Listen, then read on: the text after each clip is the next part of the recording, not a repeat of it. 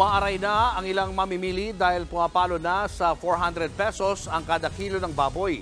Aminado naman ang Department of Agriculture na mahihirapang bumalik sa dating presyo na 200 pesos ang bentahan ng baboy. Nasa frontline na balitang yan si Shaila Francisco.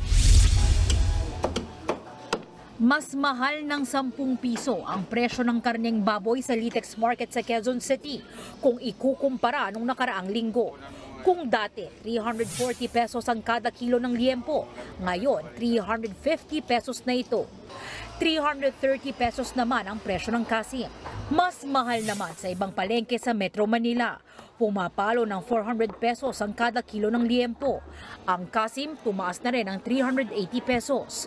Matinding init ang tinuturong dahilan sa pagtaas ng presyo ng baboy. Lagi na lang nila kinakatweran sa amin na mahirap pagpalaki ng baboy. Kasi maaraw. Kaya ang mga mamimili, umaaray na. Hiling nila, bumalik ang abot kaya nitong presyo. Siguro mga 200 plus, 250, mas mababa pa. Medyo mahirap na eh. Oh. Lagi namang nagtataas eh. Hindi naman na siya bumababa. Dagdag lang ng dagdag. Sana bumalik yung bumura. Kasi wala na. Ubos lahat ng pila eh. Kulang pang sahod. Sa monitoring ng Department of Agriculture, 2020 pa huling naitala ang 200 pesos pababa na average price ng baboy. Matapos niyan, 300 hanggang 400 pesos na ang karaniwang presyuan nito sa merkado. Mismong DA na ang nagsabi, hindi pa babalik sa 200 piso ang presyo ng baboy. Medyo mahirap talaga sa ngayon, no?